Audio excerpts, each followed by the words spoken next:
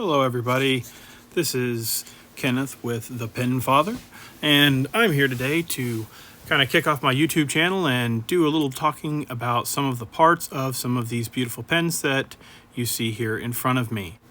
We will go ahead and we will talk about some of the parts of these pens and a little bit about how they work, a little bit about what mechanics allow the actual pen writing experience to occur with these, and just a couple of different things about the pens themselves. We'll start today with one of the most common types of pens. This right here is just kind of one of those standard fountain pens that you can buy from a vendor that you find that's making them, or you can find these on Amazon. Sometimes I've gotten this type of pen from like a specialty thing. I've got one from a book that I bought, and it came with the thing. So as you can kind of see, I'm kind of pulling this pen apart a little bit and showing you that fountain pens are one of the fun things that allow you to kind of pull them apart and kind of really get into the nitty-gritty of what they are. You get to experience a lot of different components and things like that. You can see kind of how the pens work as you pull them apart, and you get to really play with them, clean them, put the ink that you want to in them. And honestly, the writing experience is just something that, unless you've ever experienced it, you won't know, but it is just fantastic. So let's go ahead and get started by talking about some of the components of these pens, and we'll work with this basic fountain pen. You'll find that many of the components of this pen are available in many different pens. So this here is the cap. Now inside the cap, typically you'll find some sort of structure that will enable the ink to be sealed off when the cap closes. And so when you put the cap on the pen, you'll kind of get like a little click sound, and you'll get to kind of see and feel how that is protecting the ink from the air and from drying out, because most fountain pen inks are water soluble and water based. So if you leave them in the oxygen, they're going to dry out, and that will cause problems. So as we pull this apart, we'll talk about different parts, but this right here is what we would call the body of the pen. This is the most common part. It's there to kind of hold the ink in place, or the ink cartridge in place, and protect things, and it's also the prettiest part of the pen. So typically now what we've got here is basically the inner workings of the pen. Right here is the cartridge converter. This is a cartridge converter pen. You use this to draw ink up into the pen and to then subsequently hold the ink while you are writing with it. These don't have like a great big capacity, although there are a couple of companies who have some bigger ones. This right here is an actual cartridge, and so the cartridges are basically the type of ink that is provided typically with the pen when you buy it. You can see it's not a very big container, but this is called an international short, and then it's compatible typically with a standard international converter. So again, if you kind of compare the two, you can see that the way that these work right here is that they have like a little seal on them, and then as you put it into the pen and you break the seal, that causes the ink to flow down through into the pen. Whereas with the cartridge converter, you basically are going to draw ink up through the nib and feed unit into the cartridge, if at all possible, and that will allow you to store the ink and everything else. Now, as you can see, this international short, it holds a little bit more ink than the standard cartridge converter does, and that's just because there's no inner mechanisms or anything like that to play with. So now there are multiple sizes of converters, and many companies have their own. This here is a platinum cartridge, and you can see it's got a little bit bigger of a mouth, and it's also got a significantly larger capacity than this other small international short. Again, like I said, these will come in most of your pens. Okay, now let's talk a little bit about the nib unit. And this right here is actually the nib unit and the grip unit section. This particular pen does not come apart. But in many of these, you can pull the feed and the nib out. Well, and I can do that on this pen as well, but some of these kind of unscrew and have like a separate unit. So to show you that, let's go ahead and let's take a look at this Monteverdi. This is a Monteverdi Mountains. This is a black mountain version, but essentially what you can see is that just like on the other pen that we were looking at, you can go ahead and you can unscrew this and pull it apart. Now, as you can see, this has a cartridge converter as well, but unlike the other one, this cartridge converter actually screws in. And so you can see kind of the threads there, and that basically just holds the cartridge converter in place while you are, using it. It gives it a little bit more security. So then what you have here is you have the nib unit. So because this is already inked and everything, and I don't want to get too much ink on my hands, I'm going to go ahead and use this rag to kind of catch things and keep a little bit of the ink off of my hands. You can see here is our grip section, and it comes just completely separate of the nib unit and feed. And basically, it's just kind of a little bit of a separate part to the pen. Those are often decorative, but that's where you're going to put your fingers, right?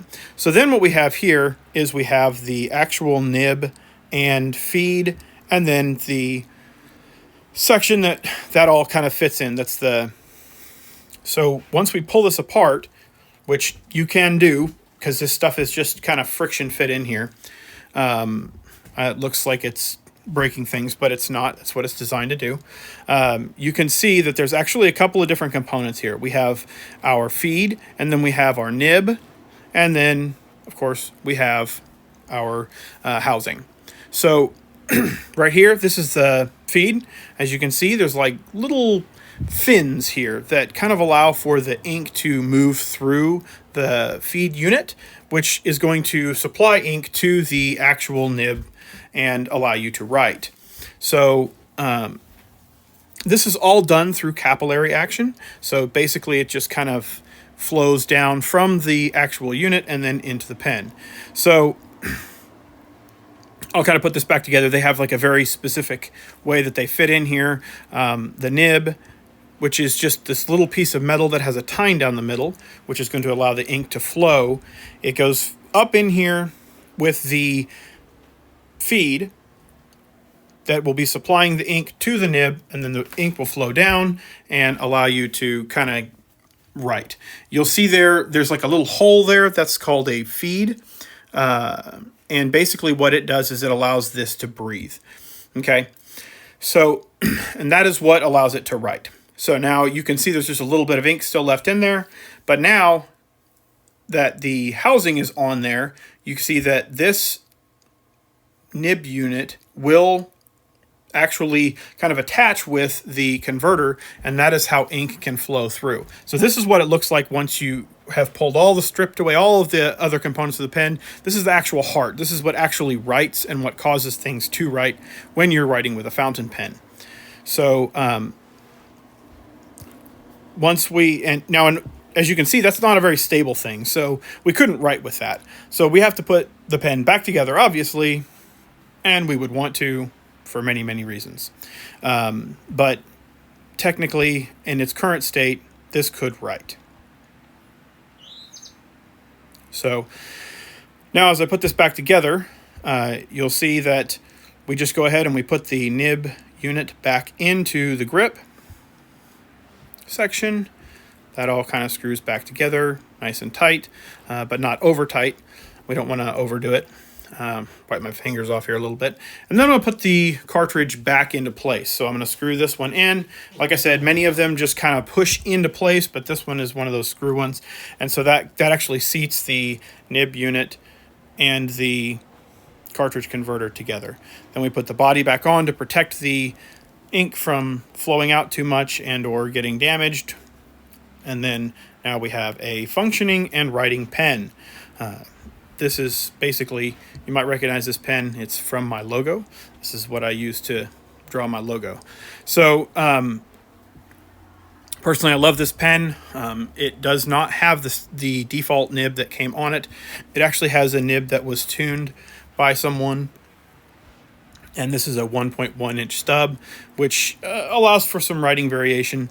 And I'm writing here with Dragon's Napalm from Noodlers. It's actually a really, really vibrant orange. And I don't think that the colors are doing justice here in this YouTube video. But so now let's talk a little bit about a different type of pen, a different company's pen. This is the Lamy, or Lamy, depending on how you pronounce it. This is one of the first pens that I owned. This is one of the first styles of pens that I owned. You can see that there's a lot of similarities here. We have the body here, just like we did with the other pen, and then we have a cartridge converter that goes in there, which this is actually a proprietary cartridge converter. And if you look closely here, you can see there's some little slots here and alignments that allow that to settle in there and hold it in place. That is because we want that to be steady and not jiggling around so that ink doesn't go everywhere. Now you'll notice that this is a little bit different in that the nib looks different, and it's actually pretty easy to pull off. This is a little bit of a cool thing about the Lamy pens is that they have the ability to kind of swap their nibs out amongst their different models, and you're able to just kind of do that. So they're actually one of the easier ones to do that with. You'll notice that the feed did not come out with the nib because the nib just kind of sits on there a little bit separate. Now, this is still friction fit, so it is possible to pull it out, but it's not one of those things that you really want to do. Unless you really know what you're talking about or what you're doing, and you really need to, because most of the time you can clean these pretty well and not have a problem. And as you can see, these nibs just slide off and on pretty easily, and they're just friction fit on there, so it's really nice. I really actually love the Lamy experience. This nib in particular here is not the nib that came with this pen either. This is one that I upgraded. So now we've talked a little bit about the different components of these pens, and hopefully you learned something new today. Like and subscribe if you liked what you saw, and I'll be doing some more videos as time goes on. Thank you very much, and have a great day.